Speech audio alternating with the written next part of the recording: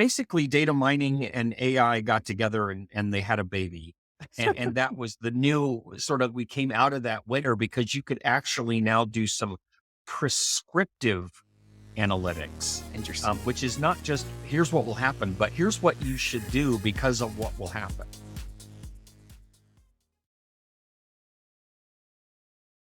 Welcome, Buck. I am super Oh, pumped to have you on. You're going to be awesome. yeah.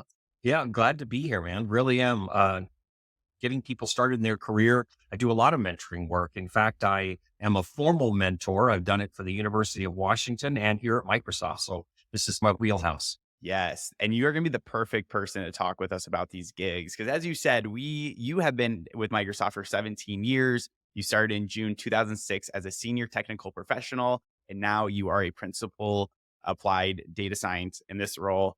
What has changed like the most since you've been with Microsoft? It's a huge company, $1 trillion company, some of the most Yeah. prestigious CEOs ever have come through here. So I'm just curious, Yeah. like what Yeah. has changed the most? Yeah, it's interesting. When I started back then, we were transitioning out of the Bill Gates era, which was sort of the embrace and extend. They were fighting all these different other companies and really wanted to get a niche in the marketplace. And I go all the way back to DOS 1.0. I'm embarrassed to say, but they really kind of had this scrappy underdog kind of look. And then we moved into the Ballmer era, Steve Ballmer era. And it was more of an attack on every front. You know, we're going to attack iPhone. We're going to attack everybody. It's a different approach, not one I would have taken. And we've now moved into the Satya Nadella era. And he's gone back a little bit, if you think about it, to the way Bill Gates used to do things. Yeah. We've gone through some changes recently as to be a little bit more scrappy, a little bit more lean to attack the market and so on. So I'm really excited to be here. I've had 5 roles at Microsoft. I've done 5 different jobs, everything from consulting to products and AI and Microsoft research, and now in the data science space. That is so cool. And your career extends like well beyond that because like you've had over like 39 years of experience in computer Yeah, technology, which is yeah, like kind of mind blowing to think. Cause like you said, the iPhone just came out, what, like 16 years ago or so, yeah, rough yeah, estimate. yeah. Take us back to like the early Buck days. Like, where does this love for technology comes from? It's not like you're playing around with an Xbox 360 or Xbox One. So like, where does this love come from? Yeah, believe it or not, when I was a little kid, I was very, very poor, and I lived on the space coast of Florida. Okay. And I lived around people who worked at NASA, and this was during the space race. This is the '60s, so I idolized these guys. And there was this program that came out. Some of your viewers may have heard of it. It's called Star Trek, and this little show had the guy on it named Mr. Spock, and Mr. Spock was a scientist, and he got to play with all these cool things. And I was just fascinated with the knowledge side and computers were mainframes back in that day. My mom used to bring home punch cards from work, and I would use So those cool. as bookmarks. I still have them. So that's kind of where I started the love of technology in general. I went down the electronics and robotics Yeah. road, which was very primitive. This had been the late '70s, right? But we didn't have home computers, so I built one. And I got a So book, a cool. magazine back in the day about that thick, and it showed you how to take a Zilog processor and make a breadboard and then hook up this bizarre keyboard, which was this chunky thing that I had So mounted sick. on wood. And you hooked up to a black and white television, little tiny thing. And the storage, the memory, well, I had 1K of memory that was external to the chip. Yep. Yep. Yep. And the storage for the programs you would write, which were in assembly, believe it or not, was on a tape recorder. So cool. So that's kind of where I got started and just absolutely fell in love with it and got into the AI space fairly quickly after that. During the '80s, I worked with a language called Prolog, Okay. which dealt with logical constructs, the different logical things you need inside AI. Interesting. So you got started with AI in like the 80s, which is like, take us to that time. Like, what was AI like in the 80s? Yeah. So this is the era of what was called symbolic AI. So in Mm, 1956, there was a big get together where some folks got together and said, hey, you can reduce human tasks down to sort of a program, if you will, to mm. where it's fairly ritualistic and maybe you could have a machine do it. And this was Ah, the first term of sort of artificial intelligence, which was built primarily on sort of linear algebra, some of the constructs there, a lot on predictive statistics, some calculus to calculate loss functions and so on. So it was very early on. So by the 70s, Prolog had kind of started making its appearance. And in the 80s, we had what they now call, which I'm not really sure I like the term, but it's good old fashioned AI, Interesting. which I don't love being called old fashioned, right? But they had these programs. They were basically some fuzzy math, fuzzy logic Interesting. was a way we would do things. This was all based on symbolic AI and Interesting. expert systems, which you can think of as a bunch of nested if-then statements. It's a bit more than that, but that's what it really did. Well, of course, it overpromised, as all tech does, and it underdelivered, as Yep. all tech does. And we went into something called the AI winter, to where everybody's like, this is not real, and so on. And I was heavily based in databases anyway. So I just stayed with databases, but I kept my hand in AI. Interesting. And then can you talk to us a little bit more? So how did we come out of like this AI winter type of thing? Was there a technology that really prompted us like out of it? Yeah, there was in the 90s, late 80s, 90s, we started getting into something called data mining. Mm. And data mining did inferential and predictive statistics. So being able to predict a probability and so on. The sort of magic sauce that was there was it could work with larger sets of data. So data mining was an interesting thing, but it did not incorporate some of the constructs of sort of Interesting. AI. After data mining became a thing, and data mining is a thing and it's still used. If you're doing a clustering algorithm, that was back in the data mining days. Interesting. But basically data mining and AI got together and they had a baby. And that was the new sort of, we came out of that winter because you could actually now do some prescriptive analytics, Interesting. which is not just here's what will happen, but here's what you should do because of what will happen. That's a new world. And the other sort of big thing was Hadoop and larger sets of data, relaxing the ACID compliancy of databases. That's so cool. And you could walk across much larger sets of data. This opened something called machine learning, Hmm. where you could, I always tell people, you're perfect example. So Ryan, when you learned to read in school, how'd you do that? You went to school, little Ryan went to school, and the first day, what did they do when they were teaching you to read? What did you do? I feel like I just opened up a book and like read type of thing. Right. They gave you really simple books and they Yeah. said, The Magic Tree House that was my first book. picture, Yeah. that picture is an R and that picture is an E and Yeah. that picture is a D. And that means the word red. Here's red. So they gave you an example of something. And then they gave you a trained example, which was that's red. That is red. This down here is red. And you began to see it. Then you saw it in a different font. It was italics or it was bold. But your mind went, that's probably, is this red as well? And they went, yes. And so that's a positive classification. And you said, is this red? And they said, no, that's blue. And you're like, Yeah. oh, it looks weird. So you got to learn that way. And then they gave you That's another book and they gave you another book and they gave you, how many books did you read throughout your education? Do you think? Take a guess. Oh gosh, I couldn't even know from like first grade to see Yeah. graduating. Oh, Yeah, a lot, probably like over 300, maybe. I don't know. Just yeah. Yeah. I don't know. Could be in the thousands, Yeah. right? And the interesting thing though is you don't currently have all those books, do you? No, definitely. But you do know how to read. Mhm. So how is that possible? Well, what happened is through reading all those books and getting the positive and the negative classification, your brain now has a model. When you look at the little pictures of letters on a page, your brain doesn't see the pictures. It's got a model that it interprets them with. And you break it down into pieces, trigrams and n-grams, and your brain goes, that's the word red. And I got it because I know how to do that. You've got a model of how to read.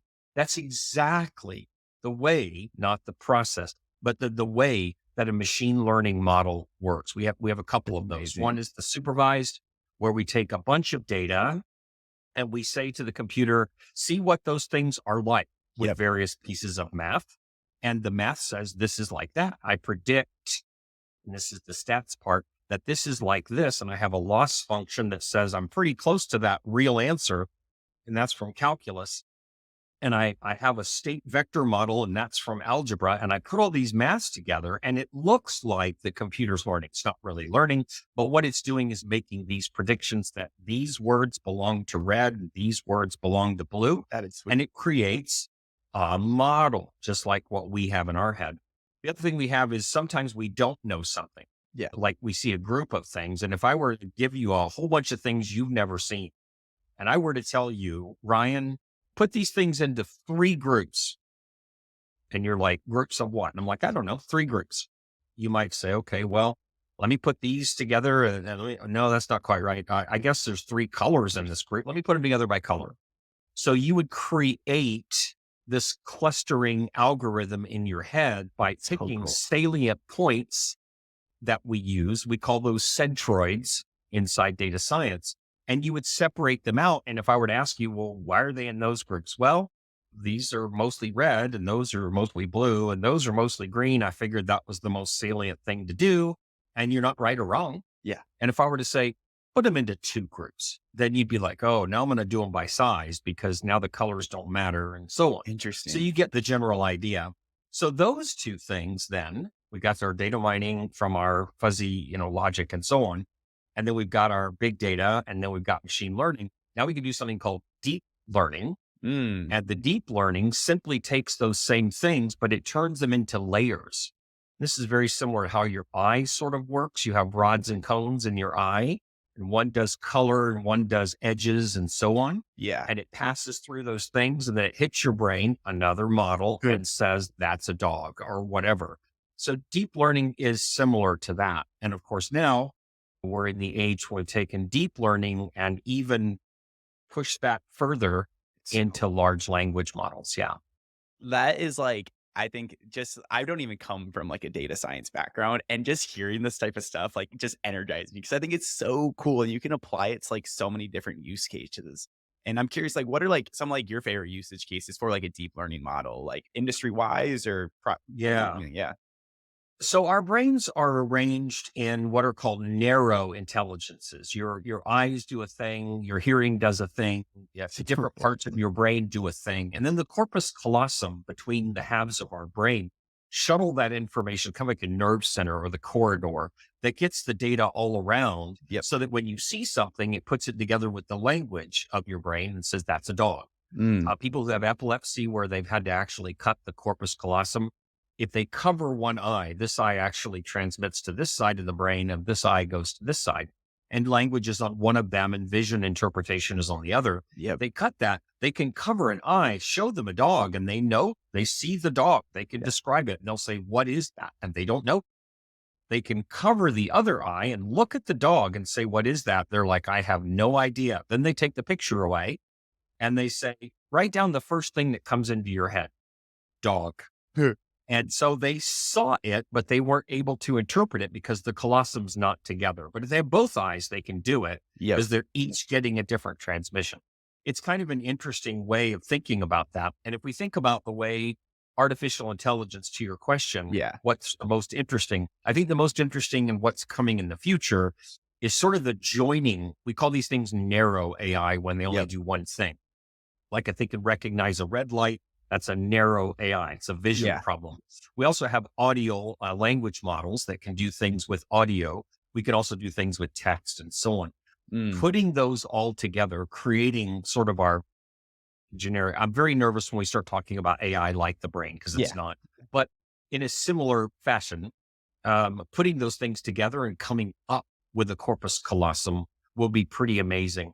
When we have something that can see a house and then can use a large language model to describe the house to you, imagine that you're yeah, sight impaired and you're walking down the street and something is telling you 30 feet to your right, there is a blue house that is 2-story and so on. There are so cool. birds singing imagine these kinds of narrow AIs coming together to Yeah. form a more complete general AI.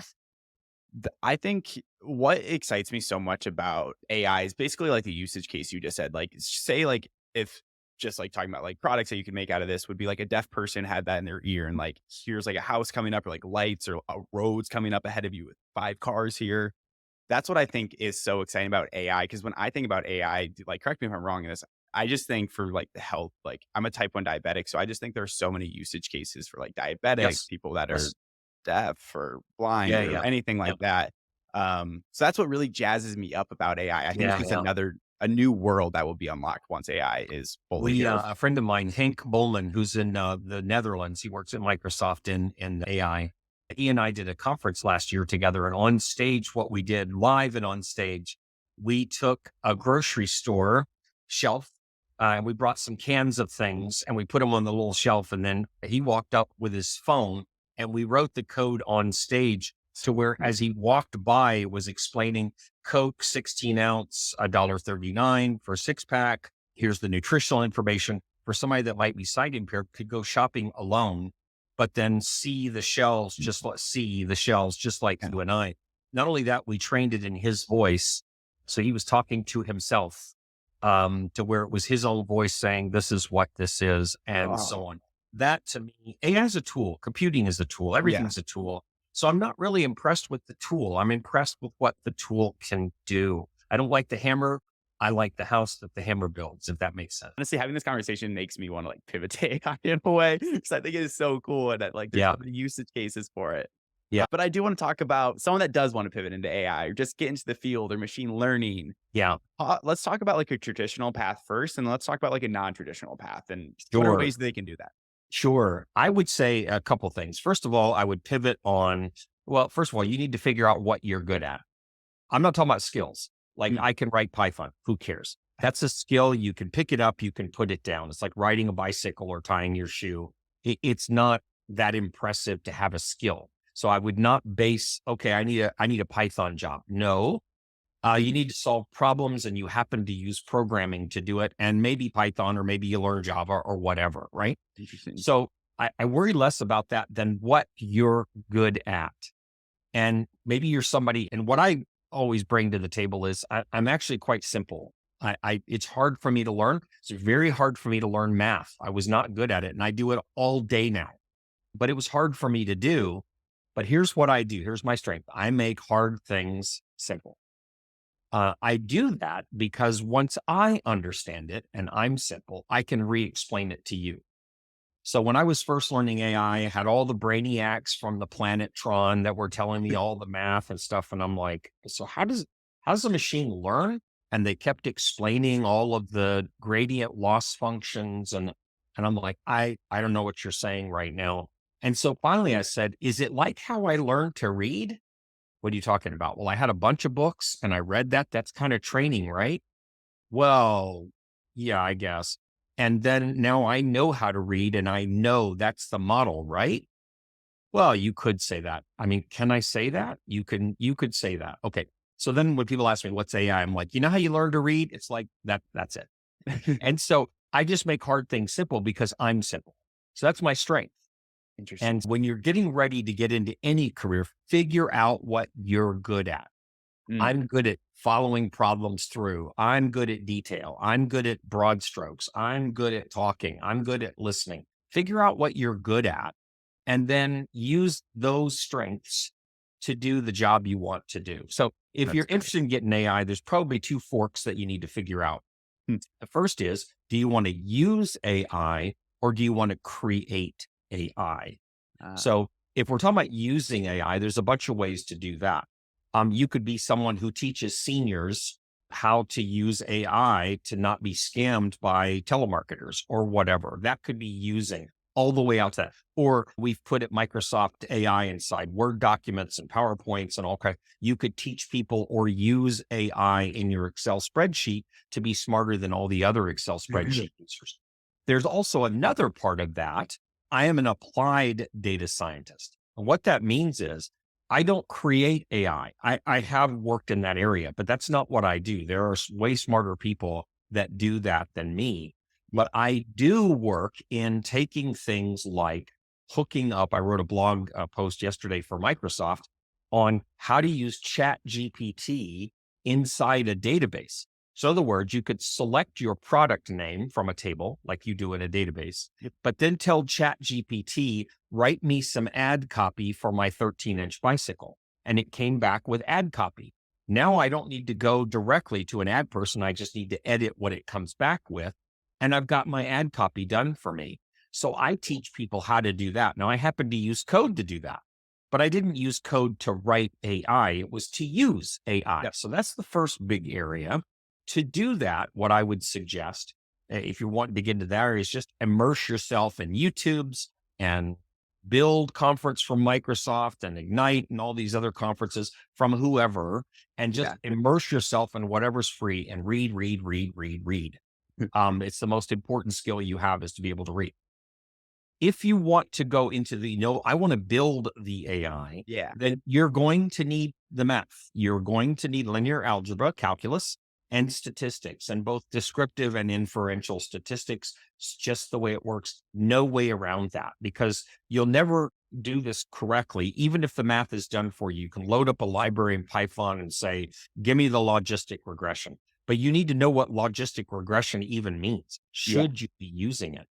The danger inside machine learning is that you always get an answer. If I write something incorrectly in Transact SQL or in Python or C Sharp, it fails. I get an error. But if I average 4 numbers, I will get a number back every single time. Now, what does the average mean? No idea. Yeah. That's why you have to understand statistics. Should you be averaging that? So Mhm. where do you live, Ryan? Where are you at? I'm in Austin, Texas. Okay, you're in Texas. I'm in Tampa, Florida, and we have Tampa Bay. Yeah. And if you take the way the bay goes, it goes like this, right? It's a curve, and there's a Okay. shore, and then there's a deep end. If you were to take the average of water depth, it'd probably be about 4 feet, which includes the 1 inch here and the 1 inch over there. Yep. But it's probably 30 or 40 feet deep in the middle. Yep. So if I told you, oh, it's only 4 feet deep, you can walk across. That's wrong, right? Yeah. Right. So you have to know when to use a certain statistic or math algorithm and when not. So that's number one. Next Mm. thing, you do need to know how to program. And you also need to have what's called domain knowledge. So you need to know what area you're doing. Like if you're writing for engineering, you need to know that. If you're writing for airplanes, you need to know what airplanes do, and so on. Interesting. You can't just make stuff up. So it's a far heavier path to create AI than it is to use AI. Yeah, when you were talking about this, I was like, "Oh, I'm glad you broke this out into 2 uses cases." 'Cause I'm definitely more the usage case, not the, statistics, linear, that terminology just goes over my head. So Yeah, that's yeah, beautiful that you broke that out in 2. yeah, yeah. So you still should. I'm always curious. So I was literally, before we got on the call, I was fighting a particular loss function that I don't really understand well. And my friend who does build AI said, why are you bothering with that? That's done by the library. Stop it. And I'm like, Yeah. I want to know why it does that. So, but the neat thing is I don't have to. I can use it, right? Yeah. I'm curious, so let's talk a little bit more about, like, this applied, like, data science, like, basically Mhm. what you're in. Like, what are some of the projects you said, like, YouTube, read, read, read, but Yeah. are there any projects, like, someone like me, like, "Oh, hey, that sounds awesome. I wanna do that." Like, what are some projects that, like, I should work on? So I actually start with exactly what you said. What are you trying to solve? Mm. So you go find a problem and grab the problem, and then break the problem down before you ever. Who cares what the tech is? Who cares what the tech is? I had a grocery store exec one time that came to me and he said, I'm sitting in this big meeting and he's got all his execs there and he's CTO and all that. And he said, we need to get AI in our stores. And I'm like, you do? And he said, yeah. And I said, what kind of, you want a large box of AI or a medium? I may have a small box in the car. And he's like, what? And I'm like, who cares what are you trying to do? Well, as we talked through the problem, it turned out all he needed was a regression, which you can do inside Excel. We did it on his laptop while he was in the meeting, Mhm. which didn't make my salesperson very happy because they didn't buy any AI because they already had Excel. But they came back to us later. But the point was, find out what the problem is. That's where you start. To answer your question, find out what problem you'd like to solve. And it could be something like, why are people getting diabetes? Yeah. And that could be, you may want to know why. You may want to know how to prevent diabetes. You Yeah. may want to know how to better treat that. So you got to get your problem really small. Like, how do I stop type 2 diabetes in African American infants under the age of 3? That's a real problem you could Yeah. attack. That might be a place to start. Then you would look at what's been tried already, because you don't want to go down a path somebody's already gone. Yeah. And then say, what tools do I have that could help do this? And let's say you could do some principal component analysis, PCA, to find out what's common and what are the main reasons, what are the coexisting features that happen when African American infants under the age of 3 get diabetes. Oh, they come from this area, or they have Yes, these kinds of foods, or this kind of water from that county, or whatever it is. Now you can start doing it. So I would recommend finding a problem that interests you, for sure. because it's going to get hard. You're going to have to read and you have to do math, and you're not going to want to. But if you like the problem enough, you'll solve it. That's interesting. And then how do you get like is there piece someone's like listening to this, like, yes, like I have projects, problems that I want to work on. Like, how do I Yeah. access all this data though? Like, is there a central place to do that, or is it a lot like decentralized? I mean, it's very decentralized, and that's Yeah. what we're still good at, and AI is not yet. We're good at synthesis. Mm, We're good at grabbing things from disparate places. If you're using Edge, you can use the Bing chat feature, which is GPT-4, or you can use yeah. Google's Bard. And it is fascinating the kind of things you can do. I would highly recommend to anybody who's listening to learn prompt engineering, it's called. Some people go overboard with it. Some people don't believe in it at all. I think we have to learn how to talk to the machine right now. It's not, it'll be good enough someday where we Yeah. won't have to do that. But at some point, you need to know how to talk to the machine, and it can give you some dramatic answers. You can find prompt guides everywhere for free. The one I like is from OpenAI. Yep. They have a full free course. If you type in prompt engineering OpenAI, it'll come back. And again, you've got GPT-4 if you're using the Edge browser, and you've got Bard if you use a different model than OpenAI does. Very similar concepts, though. That's really interesting. That is so cool. And yeah, it jazzes me up having these types of conversations. 'Cause I think there's so many usage cases. Yeah. We are winding down on time here. We got a few more minutes. I just want to ask like a few more questions for you. Sure. Sure. Kind of jumping into, let's just say like someone works on a project, they get into AI, they land a job at like a company like Microsoft, Uh-huh. and they're like, I'm ready to do really, really, really good at this job. I mean, how would you advise them to like stand out in a role like similar to yours early in their Mm. career?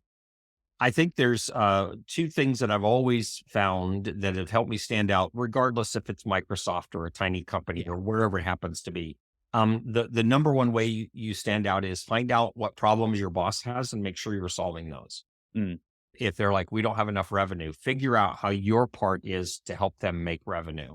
So if she says to you, we're having a problem retaining people, then figure out how to retain people, and so on. Always work on something your boss cares about. mm. That's number one. And number two is rather constant skills updating. So the Wow. first, I get up at 5 in the morning or so, and my first hour at work, go to work about 6:30 in the morning. My first hour is nothing more than reading RSS feeds on what's out now. I've really refined it over the edge. And if I find something, in fact, behind you on my browser is a Delta Lake thing from Databricks is the name of the company. I'm reading what they say about a Delta Lake. I know what a Delta Lake is and so on, but I'm like, do I know everything there is to know about a Delta Lake? So this morning I was reading up on what's the Delta Lake. So it's just constant, and make your own self syllabus. You're never out of school. I've been out of college. I've taught college for Yeah. 8 years, and I'm still learning every day. Something new comes out. That's amazing. And let's end it with that, Buck, because that is a great, great answer. So I want to thank you so much for coming Oh on. You were yeah. phenomenal. So thank you Awesome. so much for being here. Well, thank you for having me, and happy to pop on anytime and chat about anything.